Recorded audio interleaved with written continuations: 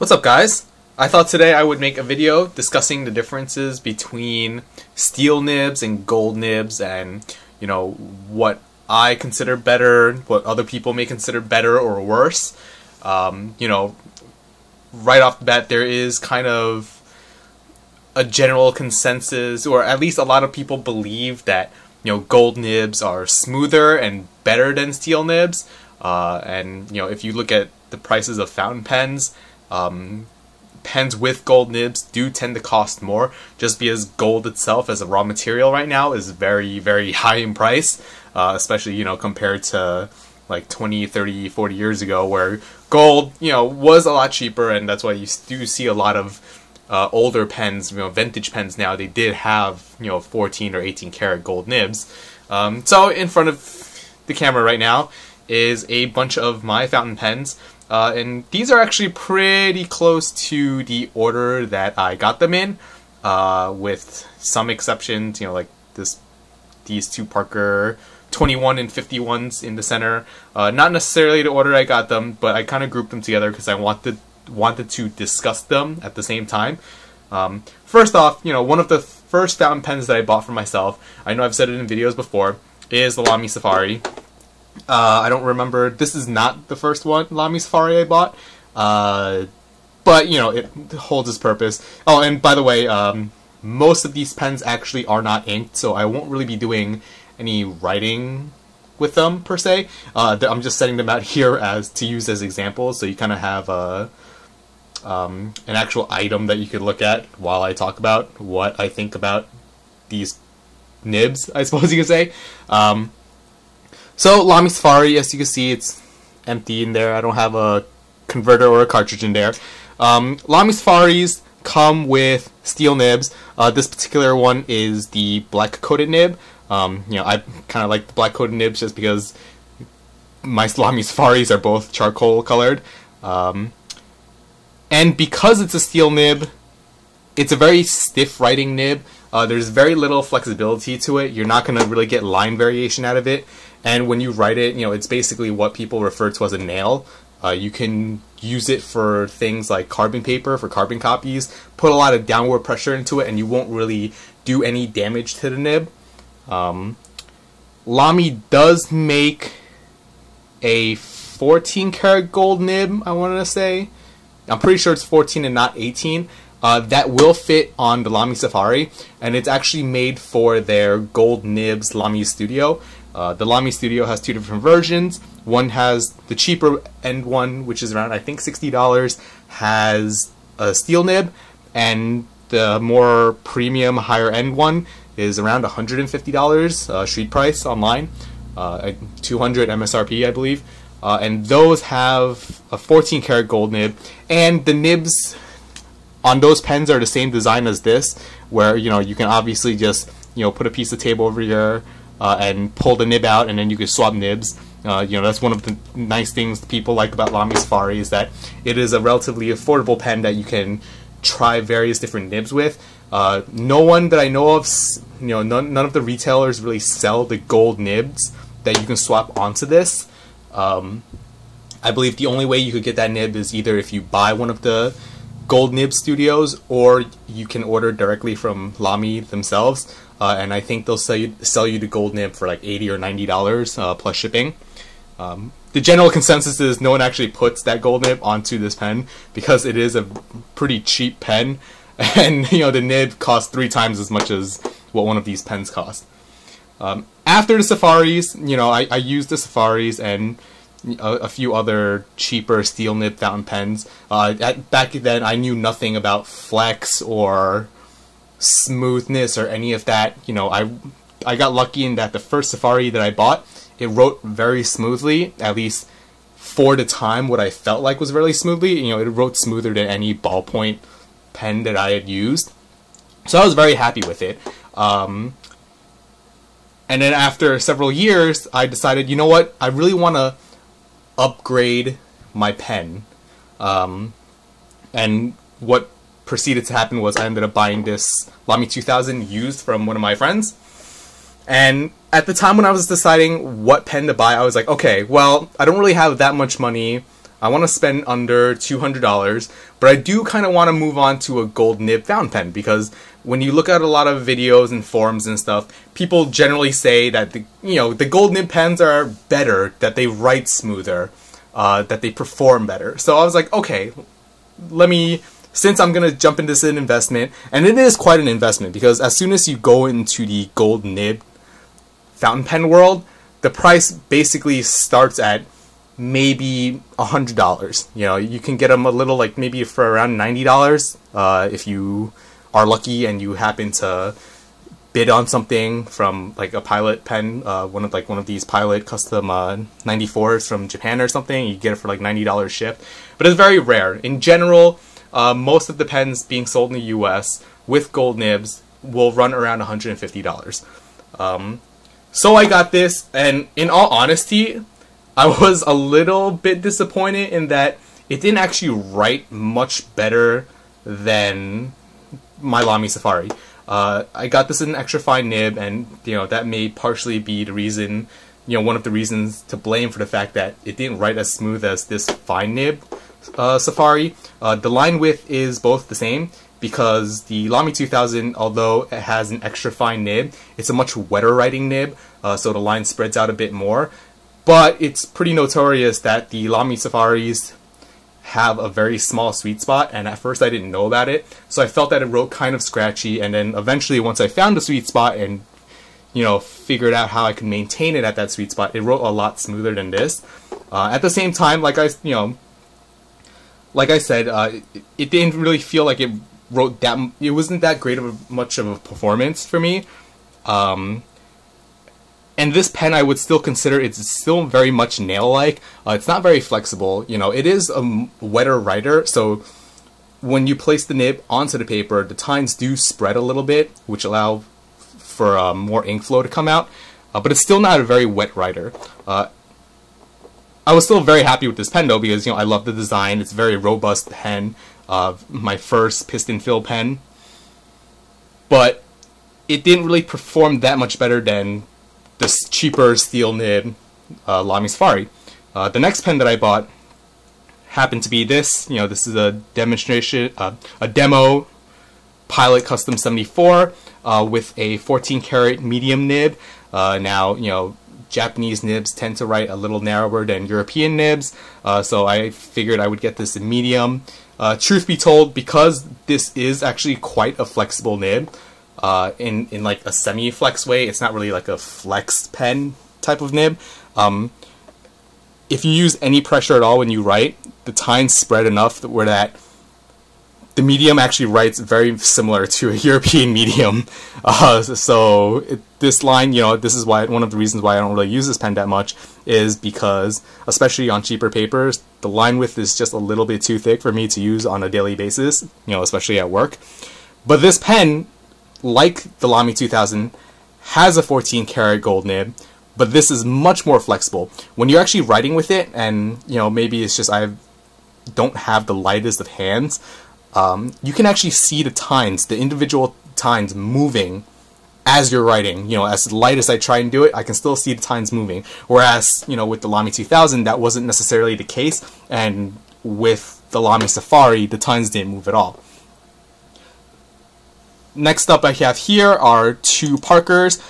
This one on the left here with the steel cap is a Parker 21, I believe from the 50s or 60s. I know it's a Mark II Parker 21 because it has the trough clip. And over here I have a late 40, early 50s Parker 51 aerometric. Now, the Parker 21 has a steel nib, a medium steel nib, and the Parker 51 here has a medium gold nib, a 14 karat gold nib, if I'm not mistaken. Neither of these pens are very flexible, not really flexible at all, to be honest. And, this is one of the great examples that shows that, gold nibs aren't necessarily flexible, and actually they can be made to be not flexible at all. I believe most of the Parker 51s, there was the Parker 51 Special where it used a steel nib or like silver palladium nib, I think it was. I'm gonna, for all intents and purposes, not a gold nib, and then a lot of them were 14 karat gold. And I don't believe any of the Parker 51s were really flexible. Just the design of the nib itself, and for what the Parker 51 was made for, like kind of, a lot of people say to compete with the rising tide of ballpoints, and people starting using a heavier hand, they couldn't make a very flexible nib because people would just end up springing their nibs. So, gold nib, not flexible, and actually an older gold nib, not even, you can almost consider this vintage gold, but still not flexible. And at the same time, this Parker 21 actually writes smoother than the Parker 51, even though the Parker 21 has a steel nib. So I'd like to use these two as an example where if you want a smooth nib, you don't necessarily have to get a gold nib. Even though the nib itself may be made out of gold, the actual surface that touches the paper is generally, it's, people call it iridium. It's not necessarily iridium anymore, but it is like a metal, like a steel type of metal. Now, if you have a gold nib and the tipping on it isn't smoothed out really well, you'll get a very scratchy nib. On, the converse, if you have a steel nib and the tipping is smoothed out very well, you send it out to a nibmeister and you get it worked on, they can make it very smooth, much smoother than your typical gold nib from the factory. So, just because a pen has a gold nib doesn't necessarily mean it's smoother, but one of the reasons why people may say it's smoother is, in general, the gold nibs will be a little softer. They may not necessarily be flexible, but like I said with the Pilot Custom 74, when you're writing with it, the tines will tend to spread a little bit and kind of like cushion your writing, so you won't feel it's as scratchy because the metal will essentially just bend slightly instead of actually digging into the paper. But in both cases, if you use a very light hand when you write, you won't really feel any feedback. And, I've seen on forums where people have complained where they may go to a nibmeister at a show and complain that their pen is scratchy, and the nibmeister may not necessarily say that it's the pen's problem, but in reality it's the person writing that's the issue. Because if you have a very smooth nib, even gold, regardless of whatever metal it is, if you press down very hard and the nib digs into the paper, it's going to feel scratchy. Next up here I have two Pelikan M600 variants.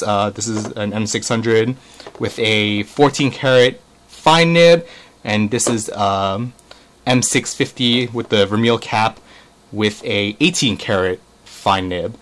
That's also one of the myths that people kind of consider, is that people think that the higher the gold content, the softer and more flexible the nib. And that's not necessarily true. I believe it's Sailor that uses 21 karat gold nibs, and a lot of people consider their nibs to be very stiff, very much nail-like.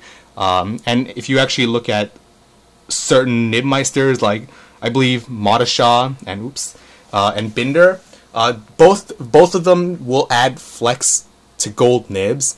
I know Binder sells flexible, not wet noodle flexible gold nibs, but he does sell flex nibs for the Pelikan line, where he'll take the M400 14 karat gold nib and modify it for flex.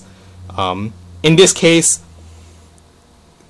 the M600 has the 14 karat gold nib, and this actually does give more line variation than the 18 karat gold nib. This 18 karat gold nib I actually consider very much like a nail, and I really don't push hard on it at all to try and get any line variation from it, because I feel like if I push any harder, it's actually going to spring the nib. Versus with the 14 karat gold, I'm actually willing, if I really have to squeeze out some line variation with it, and I feel confident that the tines will actually spring back and not stay sprung upwards towards the sky. Over here I have my first vintage flex pen. This is a Waterman 92 or 94. Hang on. Nope, it's a 92. My mistake. The 94 is slightly larger. And this has Not quite, I don't think, what most people would consider a wet noodle, but it is a very soft nib. The nib goes from a fine line, maybe even extra fine line if you use very light pressure, all the way to like a triple broad and above. When I bought this pen, I specifically got it from someone who restores vintage pens, and he'll actually grade the pens that he sells, you know, to be either flexible, semi-flexible, or nail. And that just goes to tell you that just because a pen is vintage, you know, very much so like this Parker 51 here, just because a pen is vintage with a gold nib doesn't necessarily make it a flex pen. A lot of people, when they start first buying vintage pens, they kind of think that all vintage pens are flexible, and that's not the case. Vintage pens that do have flexible nibs also have feeds that can keep up with the flexing. You know, in my video for this Waterman 92, I compared it with the Noodler's Nib Creeper pen, and although, you know, you can actually squeeze out more line variation out of the Nib Creeper, the feed doesn't keep up at all. Meanwhile, with this, as much as I've used this pen and as much line variation as I'm willing to squeeze out of it before I'm a little nervous about breaking it or cracking the nib or anything, I've yet to have any railroading or any skipping. But again, like I said, just because you buy a vintage flex pen doesn't mean that it'll flex, and you should definitely not just buy an old pen and then just start trying to get large swells with it, and because more than likely you're probably going to break the pen. Wet noodle pens are actually very rare, and if you look at, you know, fountain pen forums, like on the Fountain Pen Network and stuff, you know, a pen like this that's flexible and restored in good condition may run you from $100 to $150. Depending obviously on the size, larger vintage pens will generally cost more, because I believe most pens back in the day were actually much slimmer and smaller, and to find a really big pen was actually quite rare.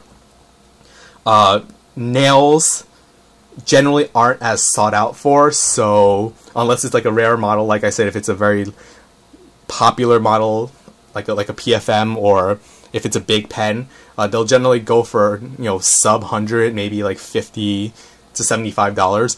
But wet noodle pens, which, like I said, you don't really see very often at all, those will actually run over $200 just because they're so sought after. A lot of, you know, everyone who buys a vintage pen for flex, they want a wet noodle. They may not have experience to be able to write with a wet noodle, because they may just end up over flexing the pen because of how soft the nib feel is, and then just spring the nib, but everyone wants one. So just, you know, keep that in mind.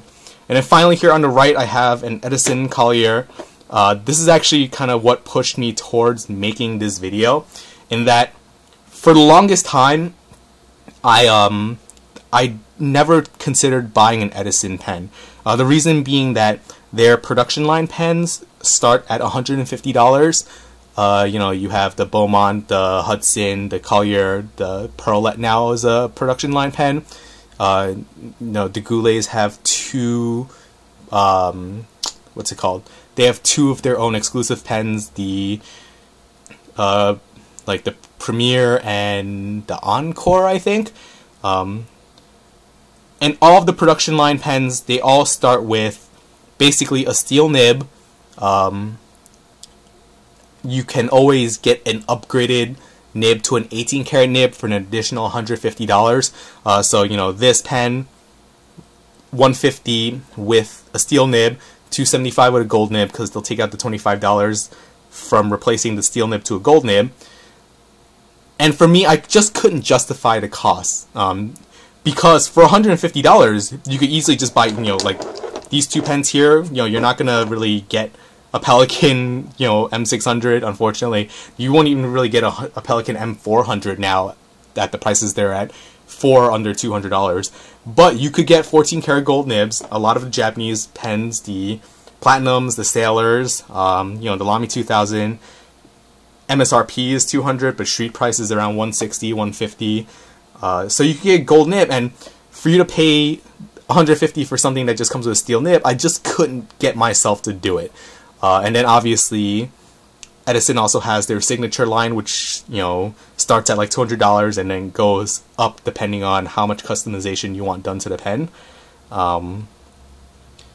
So I just could never buy it, but honestly, I'm kind of glad that I ended up getting this pen. What actually caught my eye with this pen was the material that it's made out of. It's an acrylic, but it's antique marble acrylic, and the video and pictures just don't do it justice how much depth you can see in this pen. And in all honesty, the Waterman 92 is actually what caused me to want this type of pen, just because this is their steel quartz finish, and there are sections where you could basically see, like right there, how it just shines like that. And I kind of just fell in love with pens of this style. And I believe this is made of celluloid. You can see most of my other pens are quite boring. My friend did say that like most of my pens are like black pens or very bland pens, which is the case. This is like one of my first very kind of flashy pens, and it's amazing. And like I said, back then I just didn't really understand that just because a pen has a steel nib doesn't necessarily mean it won't be a great writer. The tines on this were a little misaligned. I had to align them a little bit, but after I've aligned them, and I understand that most steel nibs are not flexible nibs, I'm very happy with how this pen writes. Not to mention there are other pen brands. I believe Visconti has a whole line of pens which are over $200. They come with steel nibs. From what I've read, they write very smooth. So don't always let gold nibs be the determining factor on how much money you'll spend on a pen, because if you're gonna be someone like I used to and say, well, if it only has a steel nib, then it's not worth over $100, then you're gonna really miss out on a lot of great pens. So I hope you guys found this video informative. I know I can ramble on quite a bit. If you guys have any questions, then I guess let me know. I'm more than happy to share my opinions. People will always go back and forth on whether steel nibs are better or gold nibs are better, but I kind of find that on the forums, people are starting to really understand that steel, there is a world out there for steel nibs, and if you tune a steel nib properly, it can write just as well, if not better, than a gold nib. And in all honesty, there's no problems spending something like $150 getting a steel nib and sending it out to someone like Mata Shaw or Ron Zorn or Mike Masuyama and paying like $50, $60 to get it smoothed out and kind of customized to how you want to write with it, and you'll get a pen that writes just as well as a Pelican M600, which from the factory may not necessarily have the best aligned nib. It won't write the smoothest, but because it has the gold content in it, it starts off at like a $300 price tag. So yeah, hope you guys enjoyed this video, and thanks for watching.